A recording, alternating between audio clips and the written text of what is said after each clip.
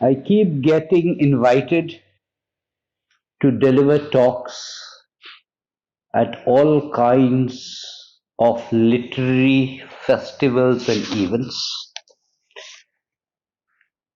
Let me say that I'm especially delighted to be invited to this particular one.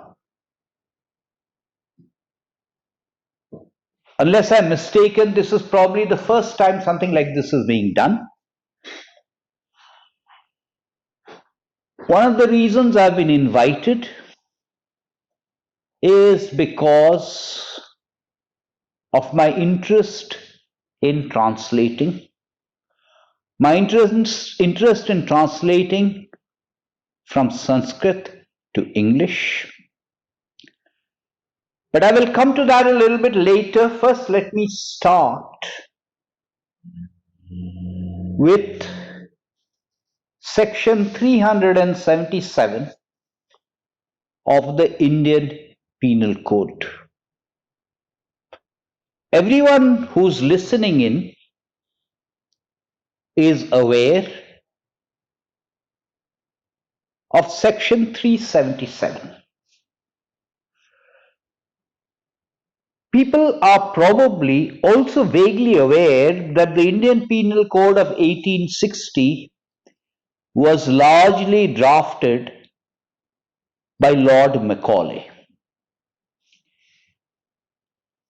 Lord Macaulay is maligned in India because of a whole range of things. But let me clarify that the Indian Penal Code of 1860 is not the penal code that Lord Macaulay had drafted.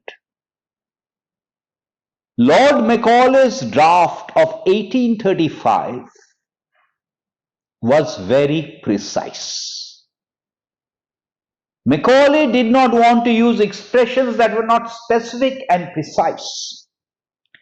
So whenever you find a section in the Indian Penal Code which says example number 1, example number 2, example number 3, rest assured that was not part of Macaulay's original 1835 draft, but was inserted subsequently.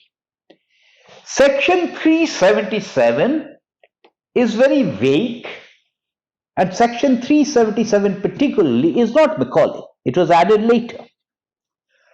Question to ask is, why was it added in 1860? People will probably be shocked to know that in 1860, section 377 was a liberalization from what had been the practice earlier. Before this section 377 in India was introduced in the Indian Penal Code to mirror what was happening in England, the law actually required capital punishment. It actually required death. In that particular sense, section 377 in 1860 was liberal compared to the situation that had existed before that, and the situation that has existed before that, in England at least, goes back to the year 1533. It goes back to the year 1533 to a piece of legislation passed by Henry VIII known as the Buggery Act. Why did Henry VIII pass this Buggery Act? Nothing to do with morality. Henry VIII then was interested in acquiring land. Who owned most of the land? The monasteries did. Who owned most of the land? The nunneries did.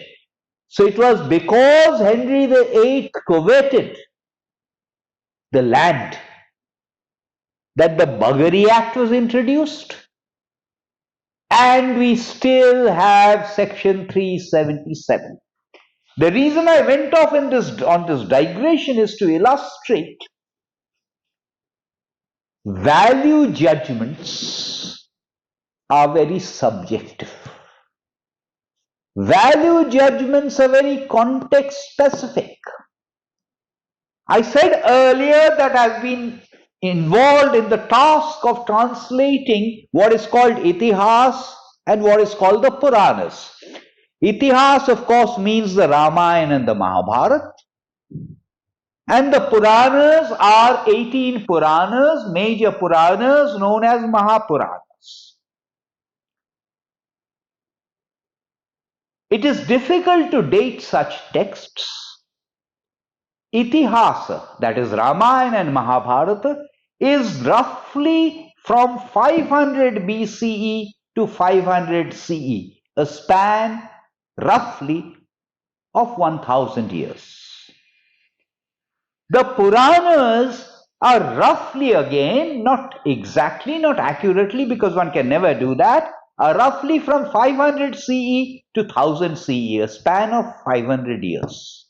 So taken together, this collective corpus was composed, not written, nothing was written down then, was composed over a span of 1500 years. 1000 to 1500 years. And these are known as Smriti texts. Smriti texts meaning texts that were memorized and passed down orally through a process of transmission. They have human origins. Unlike Shruti texts like the Vedas, which do not have human origin. These texts themselves say Smriti texts are society specific, context specific. A Smriti text that was relevant at a certain point in time is not necessarily going to be relevant at a different point in time. And there is a difference, a point that Dr. Ambedkar made several times.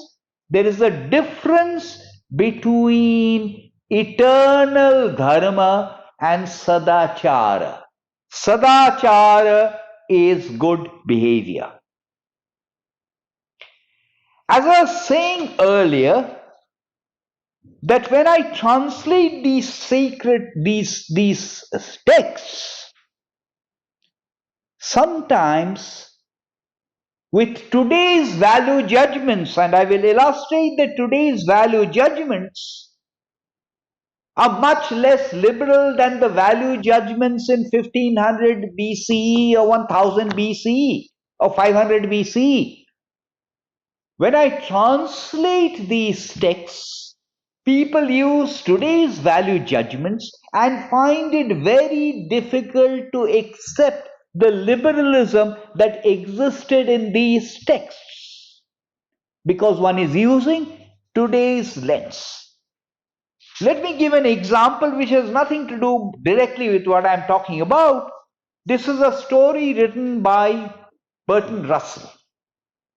Bertrand Russell was a great philosopher, but Bertrand Russell also wrote stories, short stories. They are not very good as short stories. Obviously, Russell was more of a philosopher, but they reflected the moral dilemmas that Russell faced at that particular point in time. And the story I have in mind is a story known as The Boston Lady, which Bertrand Russell wrote in 1972. What is the story? Remember 1972, height of the Cold War. There might be nuclear holocaust. The earth will be obliterated. The human species will be exterminated. So obviously this is a fictional story. To state it very, very briefly, there is the threat of a nuclear war. The human species may be exterminated. So it is decided that there will be a plane which is circling the earth 35,000 feet above the ground, full of people. And when the nuclear holocaust destroys earth, these people will repopulate earth. The plane crashes. The plane crashes on an island. The only person who survives is a lady from Boston. And this lady from Boston is expecting a child. The nuclear war has been averted. The human species has survived, but this lady from Boston does not know this. Everyone else is dead. She's entrusted with the job of ensuring the continuation of the human species, and she's stranded on this desert island. She's expecting she delivers a male child. The moral dilemma she confronts is to ensure the continuation of the human species. Should I have intercourse with my son? That is incest, who's male.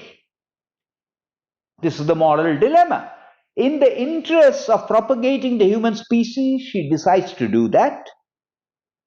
As I said earlier, the nuclear holocaust has been averted. A ship comes along, rescues them, brings mother and son back to Boston, where because of this act of incest, this Boston lady is shunned, avoided by everyone in society. Eventually, the Boston lady commits suicide. The point I'm making is anyone who has read India's texts, the Sanskrit texts, will never realize what the big fuss was about.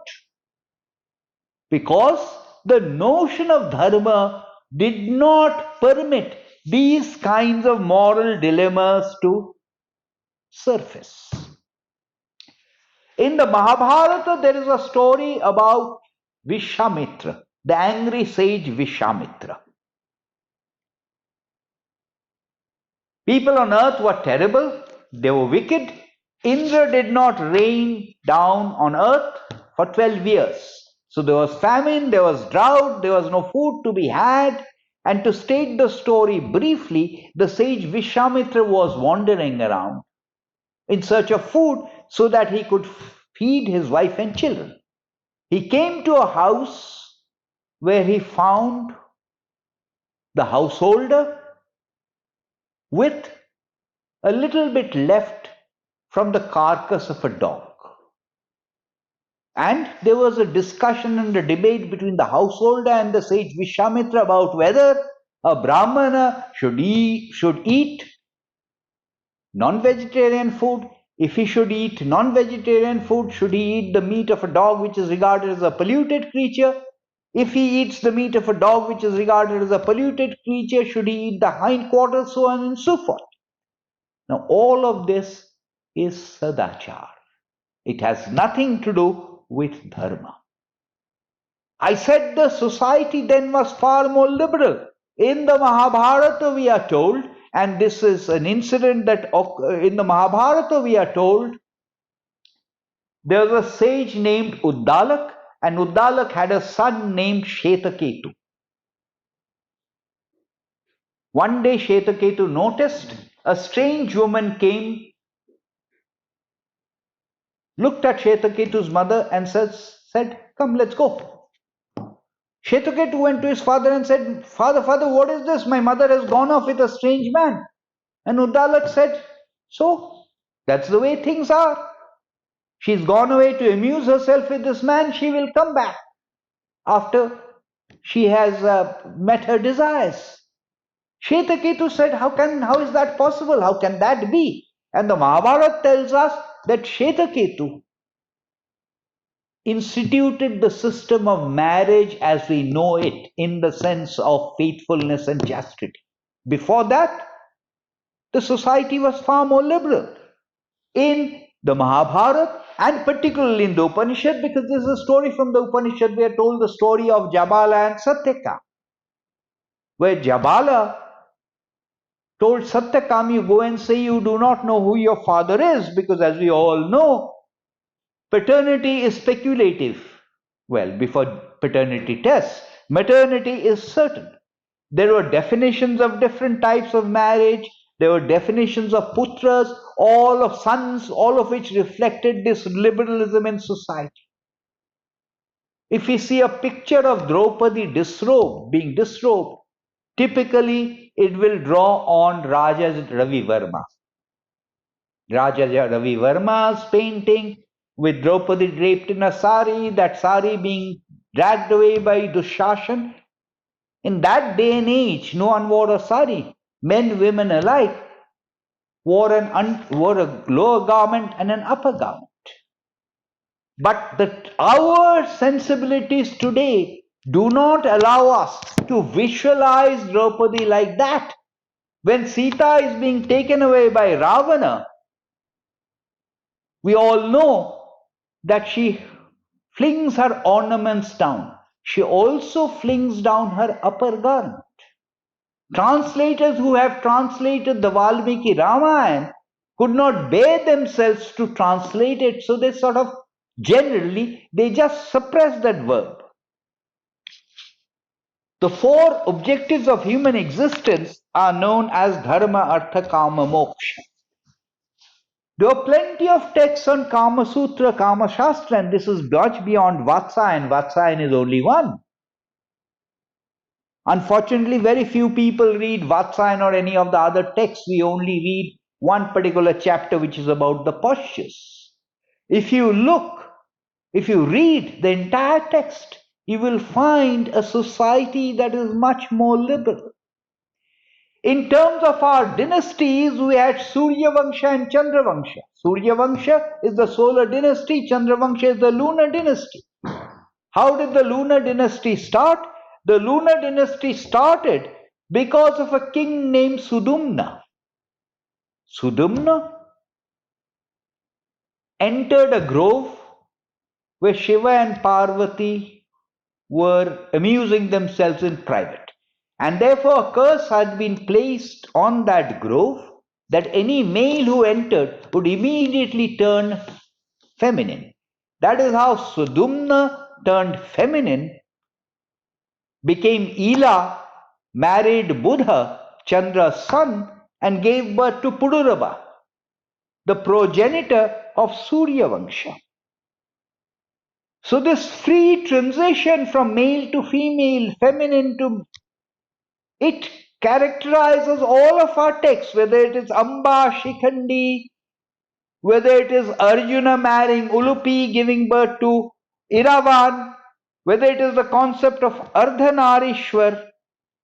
We used to have 6 schools of philosophy known as Darshana. Sankhya, Yoga, Nyaya, Vaisheshika, Purva Mimamsha, Uttar Mimamsha. Particularly Sankhya has sort of vanished. It's got merged into yoga. But we have imbibed some of those principles, and a principle from Sankhya that we have imbibed and everyone knows imperfectly is that of Purush and Prakriti. Purush and Prakriti are principles. They are not male and female as we understand and translate them today. And the notion behind Purush and Prakriti, as in Sankhya, is that every individual has masculine bits, every individual has feminine bits. So this dichotomy between male and female is an artificial one, it's a non-existent one, and modern genetic research also confirms what I've just said.